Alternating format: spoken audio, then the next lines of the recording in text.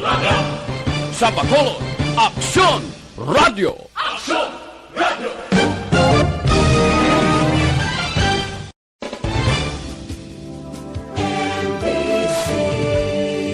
Manila Broadcasting Company. Sa balita, komentaryo, isyu, serbisyo publiko. Aksyon Radio!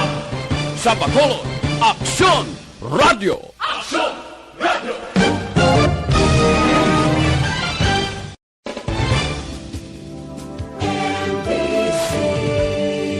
Manila Broadcasting Company. Sa balita, komentaryo, isyu, serbisyo publiko. Aksyon Radio! Sa Bacolod, Aksyon Radio! Aksyon Radio!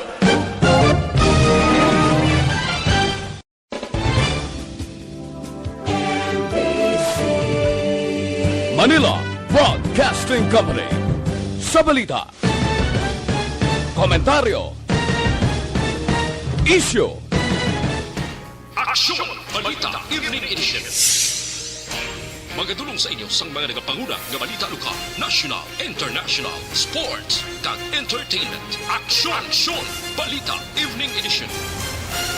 Kagkaroon ang inyo news team. Una sa balita, una sa aksyon!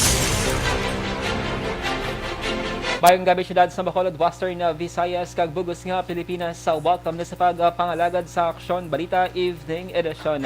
Karon nga adlaw Miyerkules sa Hulyo 28 tuig 2021. Makitan kita live sa mon official Facebook page kag sa YouTube channel ang Aksyon Radyo Bacolod kag mabatian pagi sa www.aksyonradyobacolod.com.ph. Kaming inyo mga tag-balita. Aksyon and Defensor. Kag Aksyon Dale Salazar para sa mga headlines sa una kita sa mga balita lokal. Anay Congressman Benitez registered voter na sang Bacolod. Sunod-sunod nga paglubo sa COVID-19 cases na record sa Negros Occidental. Sa balita national na 21 ka local Delta variant cases sa PGH pero wala sang outbreak sa mga health personnel. DOH ginisistera nga wala sang surge apang ang variant sang coronavirus amo ang nagapasaka sa kaso sang COVID-19. Detalye sa mga balita lokal pagkatapos kid lamang sini.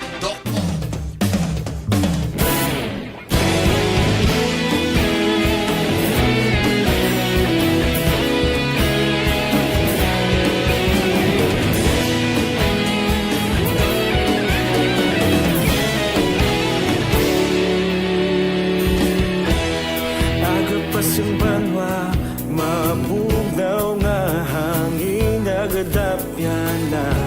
Ikaw na ang ginapamatian namon ginasandigan. Tingog sang probinsya, kamatuuran ginapalap na. Minsay nga may dala, paglaom kag kasanat.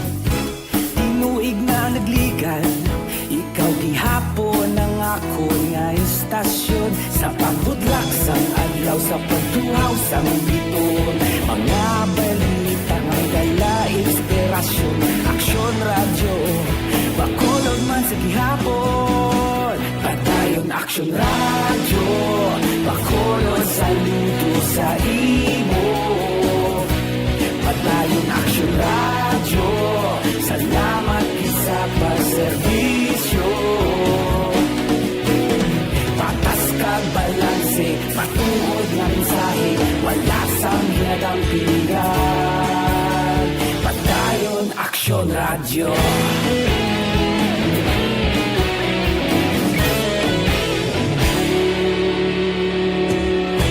Bacolod yun kag Negros anon inyong pamatian. Istasyon nga nagapalaplag sang kamatuuran. Mabakod nga prinsipyo, reporter handa sa serbisyo. Kahapon, karon kag sa gihapon, kita magapadayon. Tinuig na nagligan, Ikaw gihapon ang ako nga istasyon, sa pagbutlak sang adlaw, sa pagtuhaw sang bituon. Mga balita na may dala inspirasyon, Aksyon Radyo, bakolon man sa gihapon. Padayon Aksyon Radyo, bakolon saludo sa imo. Padayon Aksyon Radyo, salamat kit sa pagserbisyo. Patas kag balanse, matuod na mensahe, wala sa ginadampigan. Padayon Aksyon Radyo. Una sa balita, una sa aksyon, sa Bacolod Aksyon Radio. Una sa balita, una sa aksyon, sa Bacolod Aksyon Radio. Kita ulog na na'y sinsan ang mga kahintangan. Responsable ang pagbalita, pagdayon na italag na.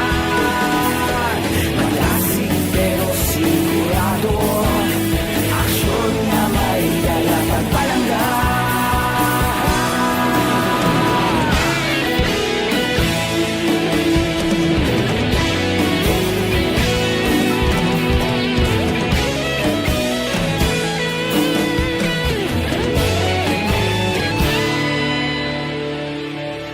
Padayon Aksyon Radyo, bakolod saludo sa imo. Padayon Aksyon Radyo, salamat kit sa pagserbisyo. Padayon Aksyon Radyo, bakolod saludo sa imo. Padayon Aksyon Radyo, salamat kit sa pagserbisyo. Patas kag balanse, matuod na mensahe, wala sang ginadampigan. Padayon Aksyon Radyo.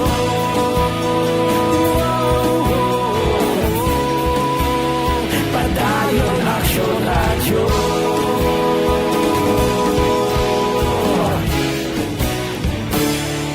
Padayon Aksyon Radyo.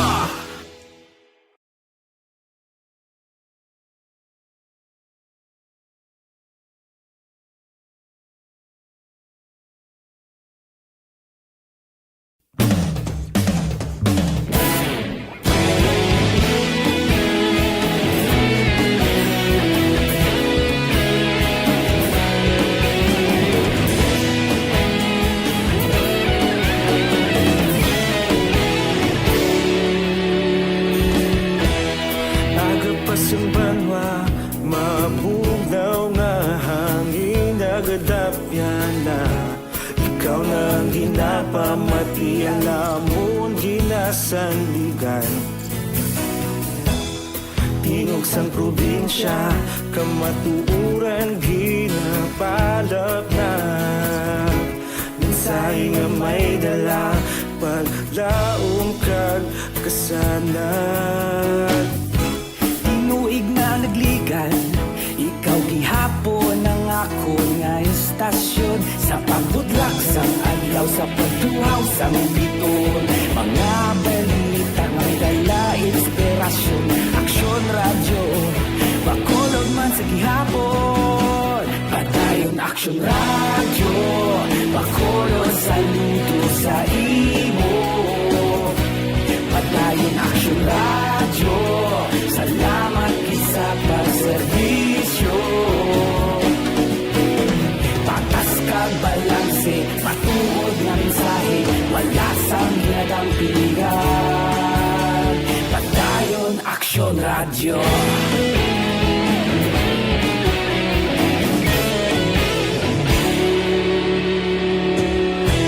Bacolod nun kag Negrosanon, inyong nga pamatian. Istasyon nga nagapalaplag sang kamatuuran. Mabakod nga prinsipyo, reporter handa sa serbisyo. Kahapon, karon kag sa gihapon, kita magapadayon.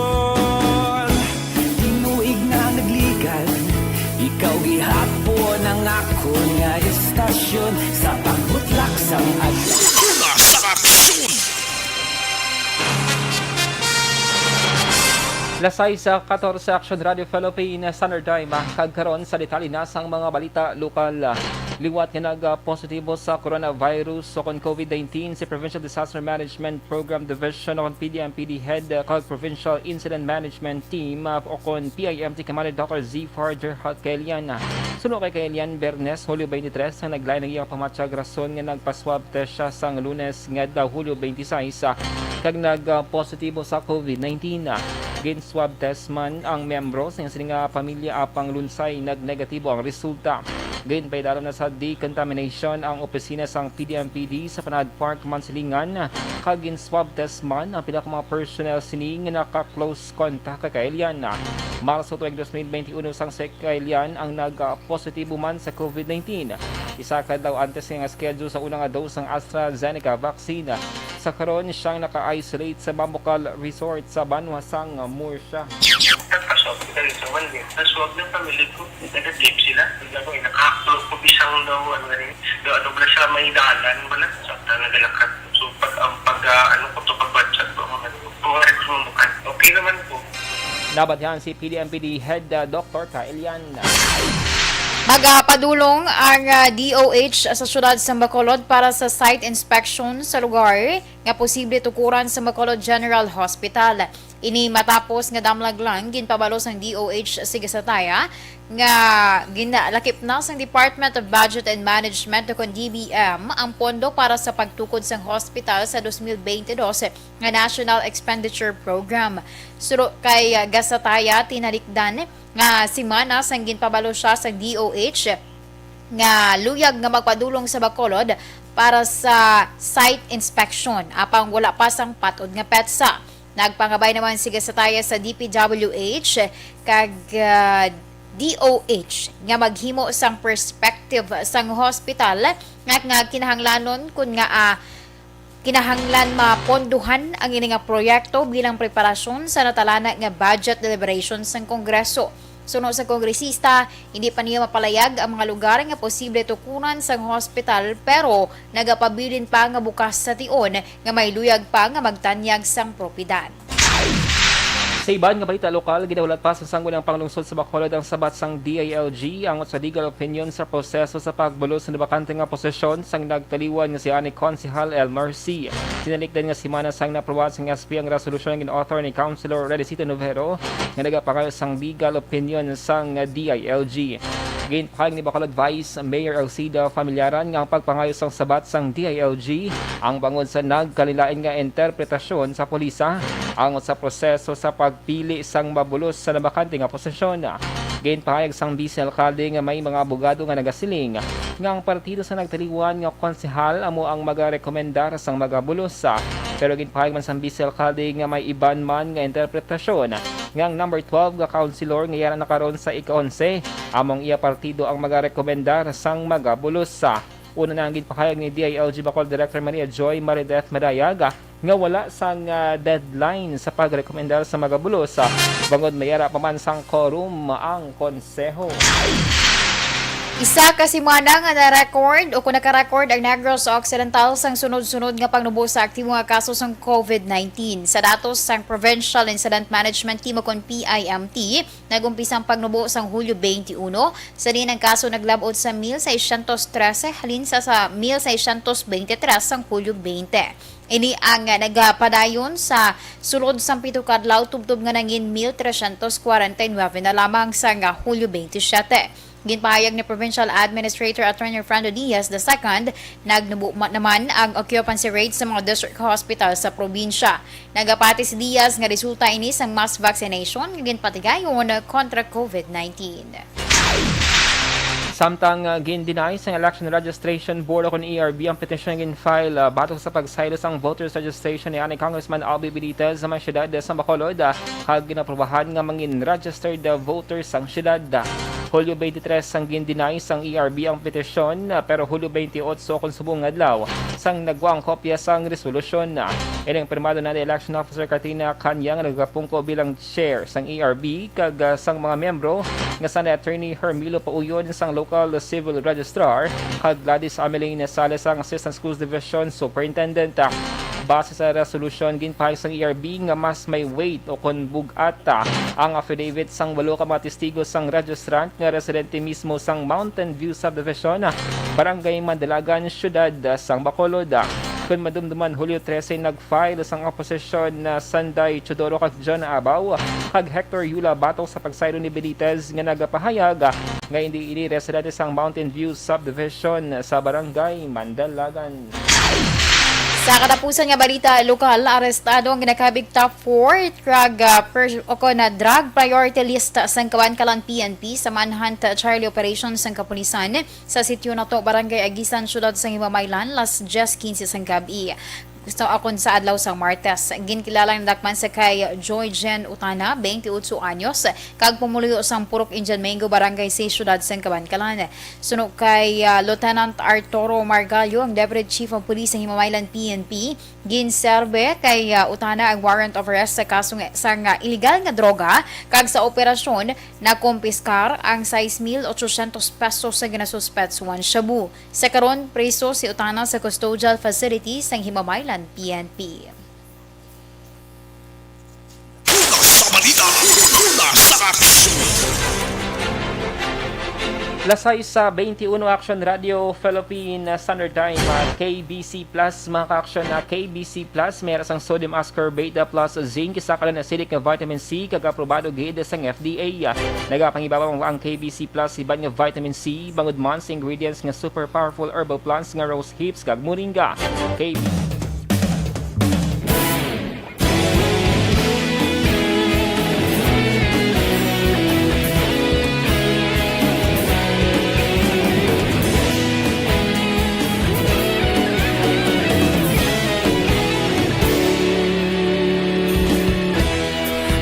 Pasang banwa, mabugaw nga hangin nagadapyan na ikaw na ginapamatian namon ginasandigan.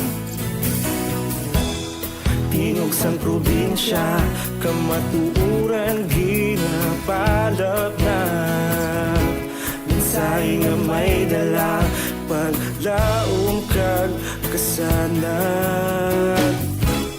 Tinuig na nagligan, ikaw gihapon ang ako nga istasyon. Sa pagbudlak sang adlaw, sa pagtuhaw sang biton, mga balita nga dala inspirasyon.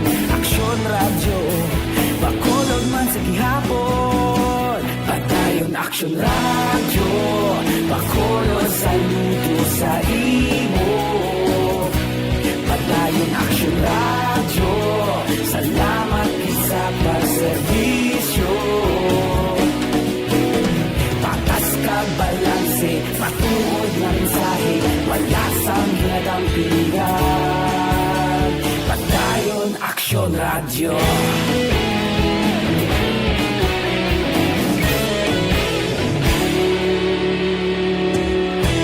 Bacolod nun kag Negros sanon inyong pamatian. Stasyon nga nagapalaplag sang kamaturan. Mabakod nga prinsipyo, reporter handa sa serbisyo. Kahapon, karon kag sa gihapon, kita magapadayon. Tinuig na nagligan, ikaw gihapon ang ako nga istasyon. Sa pagbutlak sang adlaw, sa pagtuhaw sang biton, mga balita na may dala inspirasyon. Aksyon radyo, Bacolod man sa gihapon. Padayon Aksyon radyo, Bacolod saludo sa imo. Padayon Aksyon radyo, salamat sa pagserbisyo. Patas kag balanse, matuod nga mensahe, wala sang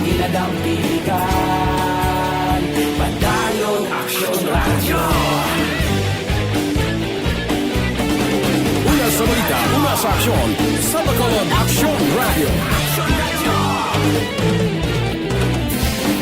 Una sa balita, una sa aksyon sa Bacolod Aksyon Radio. Kaulog na na'y Sagsay anong nakahintangan Responsable at ang balita Kagaya na ipalaknan Malasig pero sigurado Aksyon na may dayat at palanggan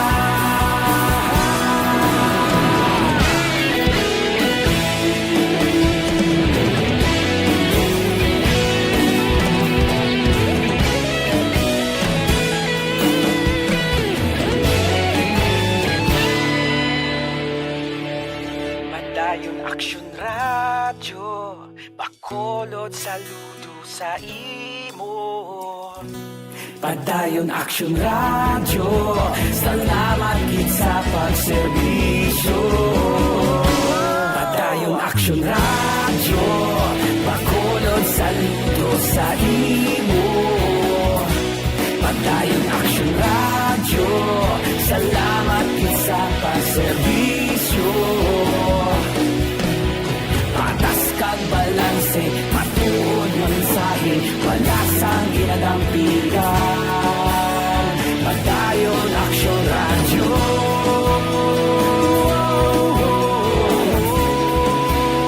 Padayon Aksyon Radyo.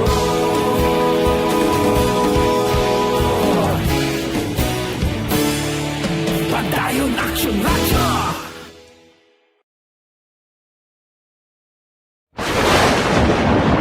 Ang elementary nga evacuation center na concern din baha man. Uy. Kaya ginagawan apat pumansaka ang tubig. Actually, ko po No, medyo mataas na ang tubig. So, ulat nato nga Suwat nga ng traffic to or nag-traffic dito sa sulod ang Mang continuous rin ang isang good sa factor sa pagsaka sa sining tubig sa subong. Hunyo 4, 2021, sang formal ay ginanunsyo sa pag-asa ang panahon sa tig-ululan o rainy season sa Pilipinas. Gani, lauman ang maulan nga panahon umpisa subong tuntog Nobyembre 2021. Ang Pilipinas sa mayroon sang early warning system para mahibaluan ang lakat sang panahon. Gani, wala sang rason nga hindi kita makapreparar karon ni rainy season. Yari ang pila ka mga action tips nga dapat mo may baluan karon nga panahon sang tig-ululan. Kung nagapuyo sa lugar nga masabi ginabaha, mag-monitor sa balita para sa anunsyo sang pag-asa sa lakat sang panahon. Isa sa pinakapos nga pamaagi para malikawan nga magsulod ang baha sa balay among paggamit sang sandbag. Ang sandbag ang isa ka sako nga may unod nga balas nga pwede ibutang sa pertahan upon ginaagyan sang tubig para temporaryo nga makontrol ang pagsulod sang tubig sa inyong nga balay. Antes naman ng rainy season, dapat nakaprepare ka na sa pagkaon, flashlight, pito, kandila, hygiene kit, power bank, transistor radio, importante nga mga dokumento, kag iban pa nga kinahanglanon. Ini ang dapat isulod sa go bag nga dapat ibutang sa isa ka lugar nga mapus kuhaon sa tion nga kinahanglan nga mag-evacuate. Sa tion sa pagbaha dapat butangan sang tape ang saksakan sang mga outlet kag ibutang sa mataas nga mga lugar ang appliances. Kunyara sa evacuation center, dapat man nga ipatuman ang minimum health protocol, face mask, face shield kag social distancing batok sa COVID-19.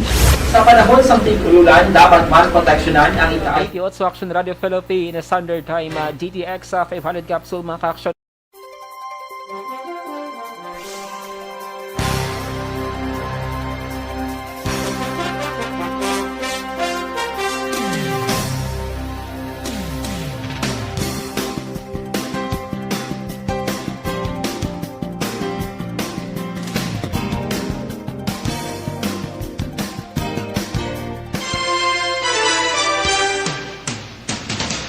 Kagkaroon sa litali nasang mga balita national, 21 sa 72 ka mga local cases ng COVID-19 Delta variant ang gintest o kung na-admit sa Philippine General Hospital o kung PGH. Suno kay spokesperson Dr. Jonas Del Rosario, 6 sa 21 ka mga pasyente ang na-admit sa hospital samtang iban ang gintest lamang sa lugar sa COVID-19.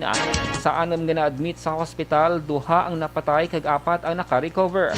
Gate payag ni Del Rosario nga ang 2 nga napatay ang wala na bakunahan kontra COVID-19. Samtang isa sa mga naka-recover ang nakabaton sang bakuna kag naka-eksperyensya lamang sang mild symptoms. Nagpasiguro si PGH Infection Control Chief Dr. Regina Berba sa publiko nga wala sang outbreak na record sa PGH health personnel. Opisyal sang may na-detect nga Delta variant sa pasilidad. Ginaangot sa Department of Health sa mga coronavirus variants ang na-monitor sa karon nga pagsaka sa kaso ng COVID-19 sa Pilipinas. Sunod kay Health Undersecretary Maria Rosario Vergere, wala pa na-classify sa ahensya ang pagsaka ng kaso bilang surge. Samtang ginalantaw man nga factor sa pagsaka amo ang kulag sa publiko kagkakulang sa pagsunod sa health protocol.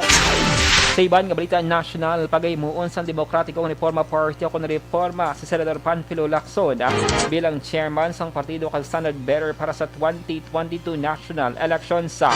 Ginpahayag ni Lacson, nagtanyag si Ari Secretary Renato de Villa sa partido kag luyag maini nga mag-intra bangod nagasanto man ang iya gusto nga matabong bangod sa partido reforma.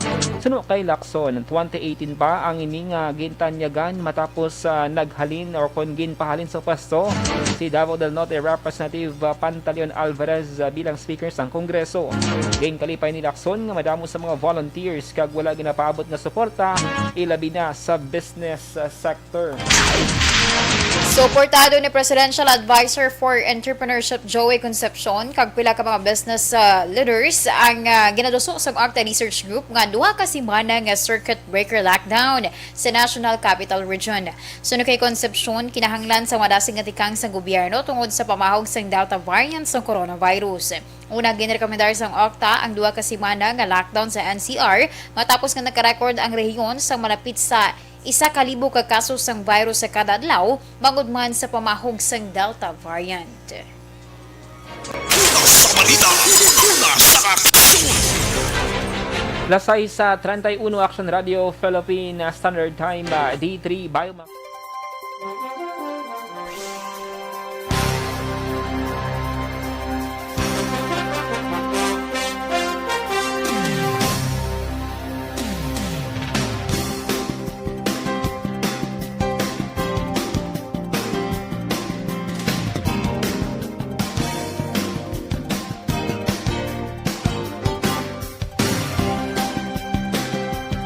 Lasay sa 32 Aksyon Radio Philippine Standard Time, inyo nabatian ang kabugusan ng mga balita sa Aksyon Balita Evening Edition.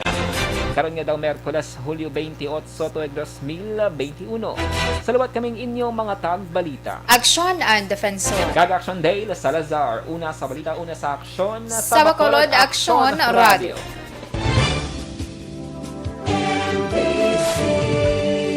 Manila Broadcasting Company.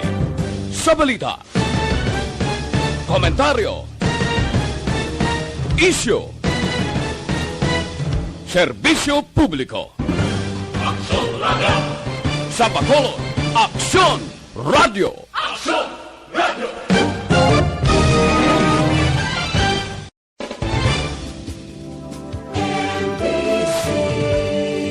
Manila Broadcasting Company. Sa balita, komentaryo,